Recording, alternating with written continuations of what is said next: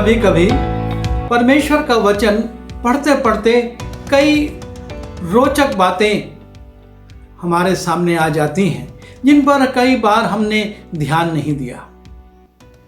हम सब योना की पुस्तक पर बहुत अध्ययन करते हैं और योना की पुस्तक में किस प्रकार से योना ने नीनवे में प्रचार किया और जब उसने ये बताया लोगों को कि परमेश्वर का क्रोध आने वाला है, 40 दिन के बाद यदि तुमने मन नहीं फिराया तो ये नगर पलट दिया जाएगा, और लोगों ने उसकी बात पर विश्वास किया और जनता ने भी और राजा ने भी उपवास का प्रचार किया, अपना मन फिराया और संसारिक बातों से अपने आप को अलग करके वो अपने कुमार्ग से वापस आने लगे। लेकिन यिर्मयाह की पुस्तक उसके 36वें अध्याय में जब हम जाते हैं तो वहां पर ठीक इसके विपरीत घटना है। जब हम इस पुस्तक को पढ़ते हैं और यिर्मयाह उसके 36वें अध्याय के 4 पद से देखते हैं तो लिखा है, सो यिर्मयाह ने नेरिय्याह के पुत्र बारूक को बुलाया और बारूक ने यहोवा के सब वचन जो उसने यिर्मयाह से कहे थे उसके मुख से सुनकर पुस्तक में लिख दिए। फिर यिर्मयाह ने बारूक को आज्ञा दी और कहा, मैं तो बंधुआ हूं और मैं यहोवा के भवन में नहीं जा सकता, सो तू उपवास के दिन यहोवा के भवन में जाकर उसके जो वचन तूने मुझसे सुनकर लिखे हैं पुस्तक में से लोगों को पढ़कर सुनाना। क्या जाने वे यहोवा से गिड़गिड़ा कर प्रार्थना करें और अपनी अपनी बुरी चाल से फिरें, क्योंकि जो क्रोध और जलजलाहट यहोवा ने अपनी इस प्रजा पर भड़काने को कहा है वो बड़ी है। यिर्मयाह भविष्यवक्ता की इस आज्ञा के अनुसार नेरिय्याह के पुत्र बारूक ने यहोवा के भवन में उस पुस्तक में से उसके वचन पढ़कर सुनाए। और यहाँ पर हम देखते हैं कि यिर्मयाह बंधुआ है और उसको परमेश्वर का वचन मिलता है और तब वो एक व्यक्ति से जिसका नाम बारूक है उससे वो बातें लिखवाता है और तब कहता है कि तू इन बातों को इस्राएलियों को, इन यहूदियों को उस दिन बताना जो उनके उपवास का दिन है, और तू उसमें कुछ ना घटे या कुछ ना बढ़े, इसलिए इस पुस्तक को ले जा जो मैंने तुझको लिखवाई है और तू इसको पढ़कर सुनाना। क्योंकि परमेश्वर उस समय के लोगों की जो अवस्था थी उससे बहुत ज़्यादा क्रोधित था और इसलिए लिखा है कि क्या जाने वे यहोवा से गिड़गिड़ा कर प्रार्थना करें। जब तू ये बातें उनको बताएगा तो हो सकता है कि वो यहोवा से गिड़गिड़ा कर प्रार्थना करें और अपनी अपनी बुरी चाल से फिरें। और तब योशिय्याह का पुत्र यहूदा के राजा यहोकाम के राज्य के 5वें बरस में 9वें महीने में यरूशलेम में जितने लोग थे और यहूदा के नगरों से जितने लोग यरूशलेम में आए थे उन्होंने यहोवा के सामने उपवास करने का प्रचार किया। लोगों में इस बात की मुनादी की गई कि इस तारीख को इस समय पर उपवास किया जाएगा, परमेश्वर के भवन में लोग उपवास के साथ उपस्थित होंगे। और जब लोग परमेश्वर के भवन में आते हैं, उपवास के साथ आते हैं, तब लिखा है, तब बारूक ने यहोवा के भवन में सब लोगों को शापान के पुत्र यिर्मयाह जो प्रधान था उसकी कोठरी में जो ऊपर के आंगन में यहोवा के भवन के नए फाटक के पास थी यिर्मयाह के सब वचन पुस्तक में से पढ़ सुनाए। बारूक सारी बातों को जो परमेश्वर ने लिखवाई थी यिर्मयाह के माध्यम से उनको पढ़कर सुना दिया। और जब वो बातें पढ़कर सुनाई जाती हैं तब जब हम 36वें अध्याय के 11वें पद में जाते हैं, लिखा है, शापान के पुत्र गर्मिया के बेटे मिकाया ने यहोवा के सारे वचन पुस्तक में से चुने। ये व्यक्ति एक अधिकारी है और वो उन वचनों को जो कि बताए जा रहे हैं, सुनाए जा रहे हैं, उनको सुनता है। और तब वो राजभवन के प्रधान की कोठरी में उतर गया और क्या देखा कि वहां एलीशामा प्रधान और शमायाह का पुत्र गदलिया और अब बोर का पुत्र एलनातान और शापान का पुत्र गर्मया और हननिया का पुत्र सिदकिय्याह सब हाकिम बैठे हुए हैं। जब मिकाया अंदर जाता है तो देखता है कि हाकिम लोग वहां पर बैठे हैं और उनकी सूची दी गई है। और तब 13वें पद में लिखा है, मिकाया ने जितने वचन उस समय सुने जब बारूक ने पुस्तक में से लोगों को पढ़ सुनाए थे, वे सब वर्णन किए। पहले यिर्मयाह के पास संदेश गया, यिर्मयाह ने बारूक को लिखवाया, बारूक ने जनता को बताया और वहां मिकाया ने सुनकर अब वो हाकिमों को वो वचन बता रहा है कि परमेश्वर क्या करने वाला है। और तब लिखा है, उन्हें सुनकर सब हाकिमों ने यहूदी को जो नतनियाह का पुत्र शेलेमियाह का पोता और कुशी का परपोता था, बारूक के पास ये कहने को भेजा कि जिस पुस्तक में से तूने सब लोगों को पढ़ सुनाया है उसे अपने हाथों में लेता आ। और तब वो उस पुस्तक को मंगवाते हैं और बारूक उस पुस्तक को लेकर आता है और तब वो उसको अपने पास बैठाते हैं और उससे पूछते हैं और कहते हैं कि तब बारूक ने उनको फिर से पढ़कर सुनाया। बारूक फिर से उस पुस्तक को पढ़कर सुनाया और तब उन्होंने जब पढ़े तो एक दूसरे को वो देखने लगे कि अब क्या होगा। और उन्होंने बारूक से कहा, क्या तूने ये सब वचन उसके मुख से सुनकर लिखे हैं?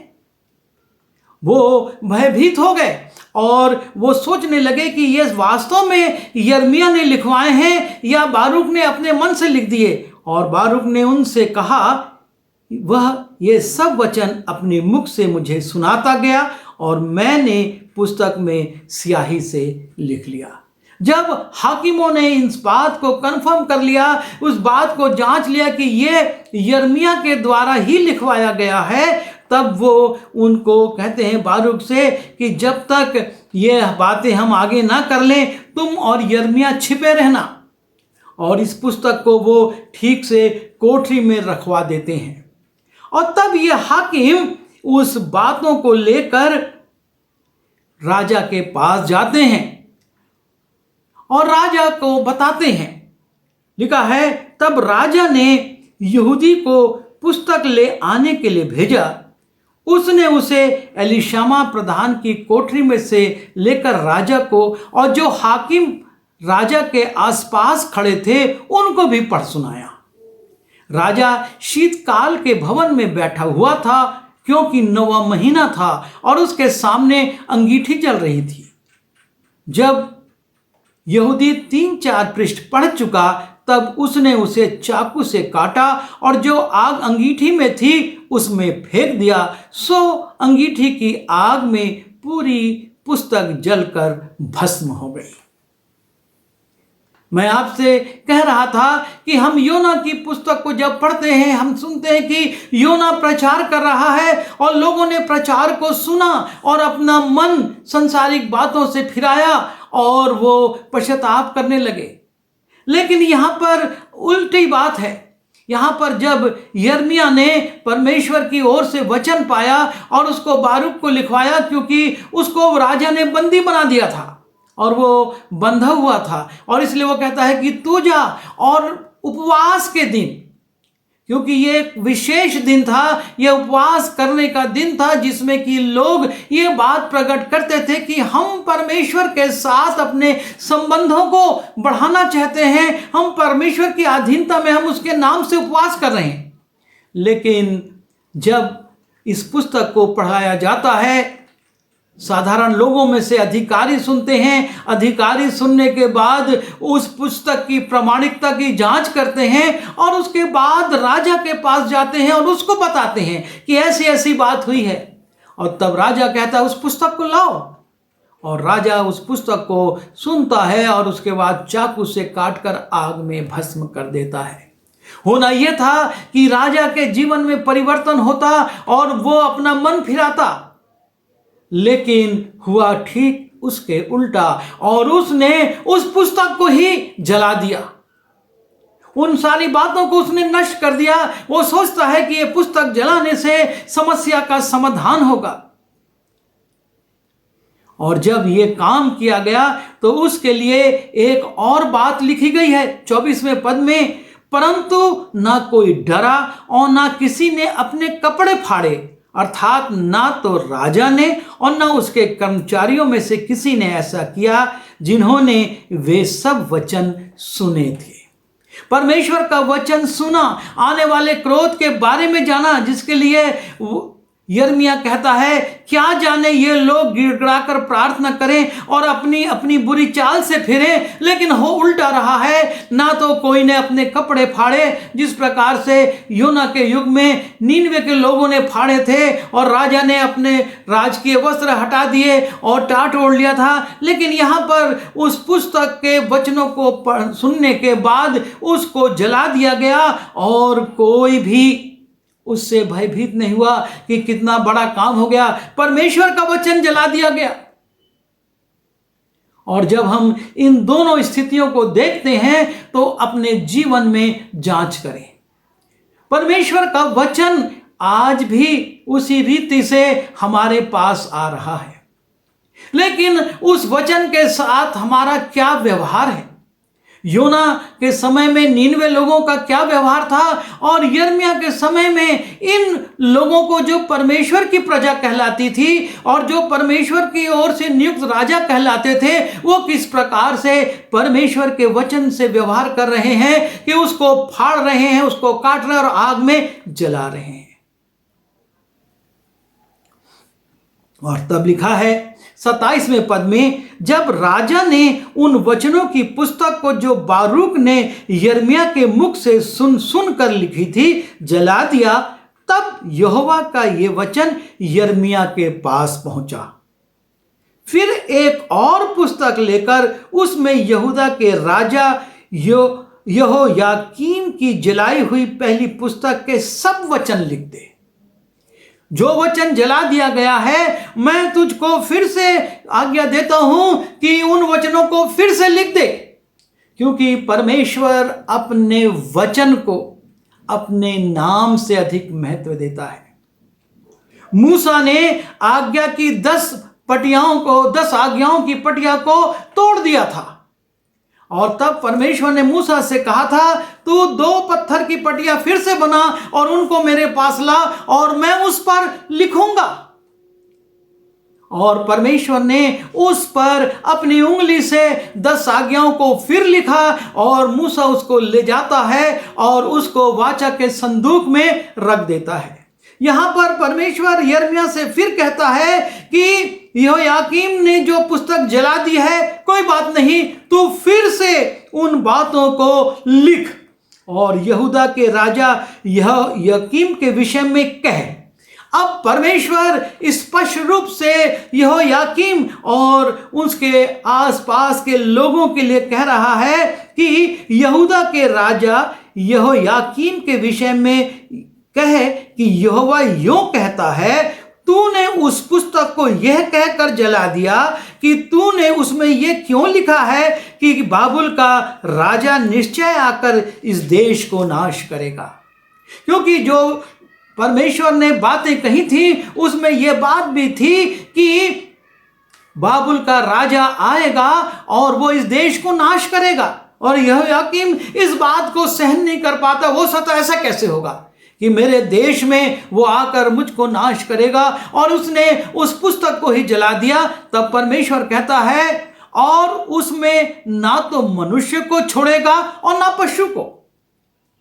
हम योना में देखते हैं मनुष्य और पशु दोनों उपवास करते हैं, और यहां पर दंड भी मनुष्य पर भी आ रहा है और पशु पर भी। लिखा है कि तूने उस पुस्तक को यह कहकर जला दिया कि तूने उसमें यह क्यों लिखा है कि बाबुल का राजा निश्चय आकर इस देश को नाश करेगा और उसमें ना तो मनुष्य को छोड़ेगा और ना पशु को।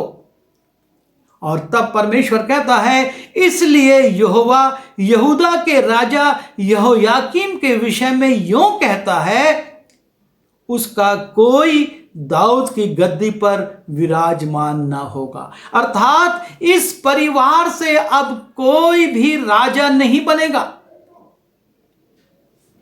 इसलिए यहोवा यहूदा के राजा यहोयाकीम के विषय में यूं कहता है कि उसका कोई दाऊद की गद्दी पर विराजमान ना रहेगा और उसकी लोथ ऐसी फेंक दी जाएगी कि दिन को घाम में और रात को पाले में पड़ी रहेगी। और मैं उसको और उसके वंश और कर्मचारियों को उनके अधर्म का दंड दूंगा। जितनी विपत्ति मैंने उन पर और यरूशलेम के निवासियों और यहूदा के सब लोगों पर डालने को कहा है, जिसको उन्होंने सच नहीं माना, उन सब को मैं उन पर डालूंगा। परमेश्वर कहता है, तुमने जो बातें कही गई उनको सच नहीं माना, जबकि योना के काल में योना ने जो बातें कही, लोगों ने, नीनवे के लोगों ने उसको सच माना और अपना मन फिराया। लेकिन ये यहूदा के लोग उन बातों को सच नहीं मानते जो यिर्मयाह के माध्यम से परमेश्वर पुस्तक में लिखवा रहा है। और तब कहता है, मैं उन पर, उनके कर्मचारियों पर, यरूशलेम के निवासियों पर, यहूदा के सब लोगों पर उन बातों को जिनको तुमने सच नहीं माना, मैं उसको पूरी कराऊंगा। परमेश्वर जो कहता है वो करता है। होना यह था कि ये लोग अपना मन फिराते और पश्चाताप करते और नीनवे के समान बच जाते, लेकिन इन्होंने अपने मन को कठोर किया, परमेश्वर की बात को इन्होंने टाल दिया, उसको उपेक्षित कर दिया। और तब परमेश्वर कहता है, तुम्हारे परिवार पर तो मेरा क्रोध आएगा ही, तेरे व्यक्तिगत जीवन पर भी मेरा क्रोध आएगा, लेकिन यरूशलेम और उसके यहूदा राज्य के सारे लोगों पर भी मेरा क्रोध आएगा और वो सब बातें उनके जीवन में पूरी होंगी। बहुत आवश्यक है कि हम जब परमेश्वर की बात को सुनते हैं, अपने मनों को कठोर ना करें, क्योंकि उनको कठोर करने का परिणाम हमारी ही हानि है। इससे किसी और की हानि नहीं होने वाली, लेकिन इससे हमारी हानि है, हमारा नुकसान है, हमारे वंश का नुकसान है, हमारी पीढ़ियों का नुकसान है। और वो यह बात आ गई और हम कालांतर में देखते हैं कि वो सब वैसी ही हुई।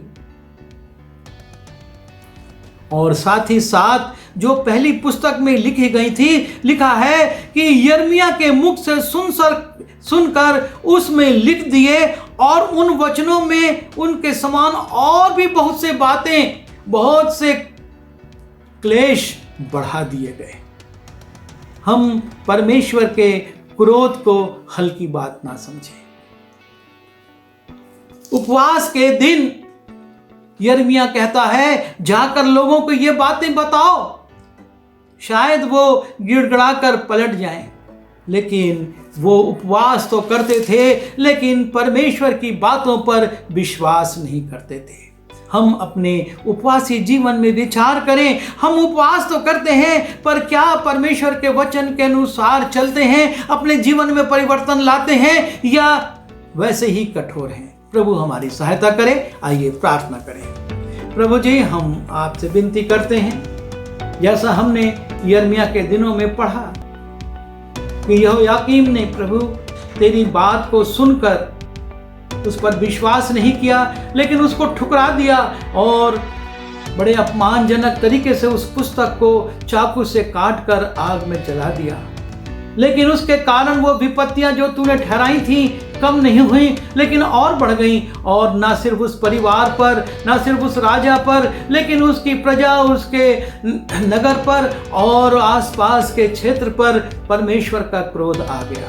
प्रभु हम भी आपका वचन पढ़ते हैं, शक्ति दीजिए कि हम उस पर विश्वास करें, उसकी इज्जत करें और उसके अनुसार आचरण करें, ताकि हमारे जीवन बचाए जा सकें और आपका क्रोध हम पर से शांत हो सके। प्रभु हम सबकी सहायता कीजिए, बिनती यीशु के नाम से मांगते हैं, आमीन।